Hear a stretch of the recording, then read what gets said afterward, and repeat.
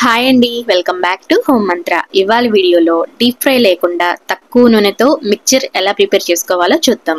తక్కువ నూనెతో ప్రిపేర్ చేసినా కానీ ఈ మిక్చర్ టేస్ట్ అయితే చాలా అంటే చాలా బాగుంటుంది. మరి తప్పకుండా ట్రై చేయండి. మిక్చర్ తయారు చేసుకోవడానికి ముందుగా అడుగు మందంగా ఉన్న కడాయిని స్టవ్ మీద పెట్టుకొని 4 కప్పులు అటుకులు వేసుకోండి. పల్చగా ఉన్న అటుకులు తీసుకోవాలి. మందంగా ఉన్న అటుకులు ఈ మిక్చర్ చేయడానికి అంతగా బాగుండవు. కాబట్టి పల్చగా ఉన్న అటుకులను తీసుకొని సన్నని మంట మీద అటుకులు క్రిస్పీగా అయ్యే వరకు వేయించుకోండి. సన్నని మంట మీద వేయిస్తే అటుకులు కొద్దిసేపటికి ముడుచుకున్నట్లుగా అయిపోతాయి, క్రిస్పీగా అయిపోతాయి. అప్పటి వరకు వేయించుకోండి. గెరిటితో ఇలా కలుపుకుంటూ అటుకుల్ని వేయించుకోవాలి. ఇలా కలుపుకుంటూ వేయించుకుంటే అన్నీ సమానంగా ఫ్రై అవుతాయి. లేకపోతే అడుగునున్నవి త్వరగా ఫ్రై అయిపోతాయి, పైనవి సరిగా ఫ్రై అవ్వవు. చూడండి, అటుకులు అయితే ఇక్కడ ఫ్రై అయిపోయాయి, కొంచెం ముడుచుకున్నట్లుగా అయిపోయాయి కదా.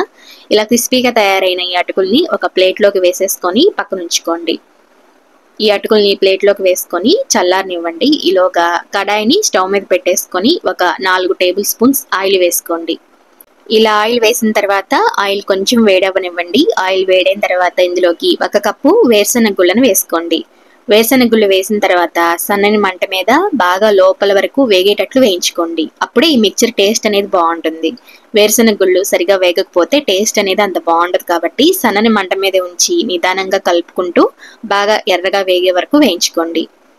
ఇలా వేరుశనగ గుళ్ళను బాగా వేయించుకున్న తర్వాత ఇందులోకి 1/2 కప్పు బద్దలుగా చేసిన జీడిపప్పు వేసుకోండి. ఇలా బద్దలుగా చేసినవి వేసుకుంటే లోపల వరకు క్రిస్పీగా ఫ్రై అవుతాయి. అలా కాకుండా మొత్తం హోల్ జీడిపప్పును వేసుకుంటే లోపల వరకు సరిగా ఫ్రై అవ్వవు. కాబట్టి ఇలా బద్దలుగా చేసుకుని మాత్రమే జీడిపప్పుని యాడ్ చేసుకోండి. ఇలా వేరుశనగ గుళ్ళు జీడిపప్పును వేయించుకున్న తర్వాత ఇప్పుడు ఇందులోకి 1/2 కప్పు బాదం పప్పు వేసుకోవాలి. వాటిని కూడా ఇలా బద్దలుగా చేసుకుని వేసుకోవాలి. హోల్ పప్పుని వేయొద్దండి, ఇలా బద్దలుగా చేసుకుని వేసుకోండి. ఫ్రీజర్లో 1 గంట సేపు బాదం పప్పును ఉంచి రూమ్ టెంపరేచర్ వచ్చిన తర్వాత కట్ చేసుకుంటే ఈజీగా ఇలా బద్దలుగా తయారవుతాయి. ఇలా బద్దలుగా తయారు చేసుకున్న ఈ బాదం పప్పును కూడా వేసుకొని సన్నని మంట మీదే బాగా క్రిస్పీగా అయ్యే వరకు ఫ్రై చేసుకోండి. ఇలా ఈ పప్పుల్ని వేయించుకున్న తర్వాత ఇందులోకి చట్నీ పప్పుని 1/2 కప్పు వేసుకోండి. రోస్టెడ్ చెన్నా అంటారు కదా, వాటిని 1/2 కప్పు వేసుకోండి. చట్నీ పప్పు వేసిన తర్వాత ఎక్కువసేపు ఏమి ఫ్రై చేయాల్సిన అవసరం లేదండి, ఇవి త్వరగానే ఫ్రై అయిపోతాయి. తర్వాత ఇందులోకి 1/4 కప్పు ఎండు కొబ్బరి ముక్కల్ని సన్నగా ఇలా కట్ చేసుకుని వేసుకోండి. ఎండు కొబ్బరి ముక్కలు కూడా వేసిన తర్వాత అవి కూడా ఎర్రగా అయ్యే వరకు నిదానంగా ఫ్రై చేసుకోండి. ఈ పప్పులన్నింటినీ నిదానంగా బాగా క్రిస్పీగా అయ్యే వరకు ఫ్రై చేసుకోవాలి. అప్పుడు మిక్చర్ టేస్ట్ చాలా బాగుంటుంది.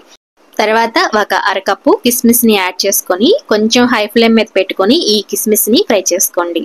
కిస్మిస్ ఫ్రై చేసుకోవడానికి కొద్దిగా ఎక్కువ టైం పడుతుంది. కాబట్టి కొంచెం హై ఫ్లేమ్ మీద పెట్టేసుకొని ఫ్రై చేసుకుంటే చాలా ఫాస్ట్గానే కిస్మిస్ అనేవి ఫ్రై అయిపోతాయి.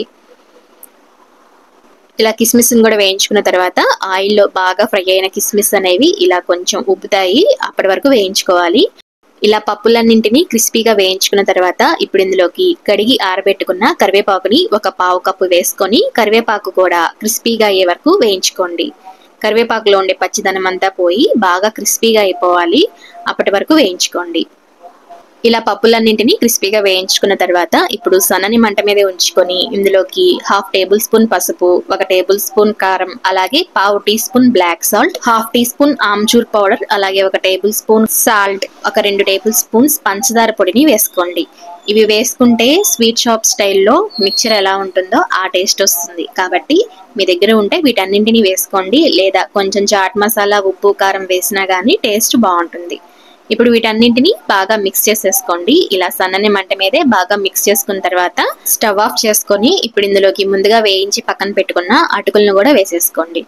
ఇవన్నీ కొద్దిగా వేడి మీద ఉన్నప్పుడే బాగా మిక్స్ చేసేసుకుంటే వేసిన పొడులన్నీ మిక్చర్కి బాగా పడతాయి. కాబట్టి పూర్తిగా చల్లారక ముందే ఈ పప్పుల్లోకి అటుకులు వేసేసి పొడులన్నీ బాగా పట్టేటట్టు ఇలా బాగా చేత్తో మిక్స్ చేసేసుకోండి. గరిటెతో కన్నా ఇలా చేత్తో మిక్స్ చేస్తే ఫ్లేవర్స్ అన్నీ బాగా పడతాయి. కాబట్టి వీలైనంత వరకు గరిటెతో కాకుండా ఇలా చేత్తో బాగా మిక్స్ చేసుకోండి. అంతేనండి, స్వీట్ షాప్ స్టైల్ మిక్చర్ అయితే రెడీ అయిపోయింది. అది కూడా డీప్ ఫ్రై లేకుండా. టేస్ట్ అయితే చాలా అంటే చాలా బాగుంటుంది. ఒకసారి తప్పకుండా ట్రై చేయండి. ఎయిర్ టైట్ జార్లో వేసుకొని స్టోర్ చేసుకుంటే ఇవి 1 మంత్ వరకు స్టోర్ ఉంటాయి, అస్సలు పాడవవు. కాబట్టి ఈ రెసిపీని తప్పకుండా ట్రై చేయండి. మరి మీకు ఈ వీడియో నచ్చితే లైక్ చేయండి, షేర్ చేయండి. మన హోమ్ మంత్ర ఛానల్ని ఇంకా సబ్స్క్రైబ్ చేసుకోకపోతే తప్పకుండా సబ్స్క్రైబ్ చేసుకోండి.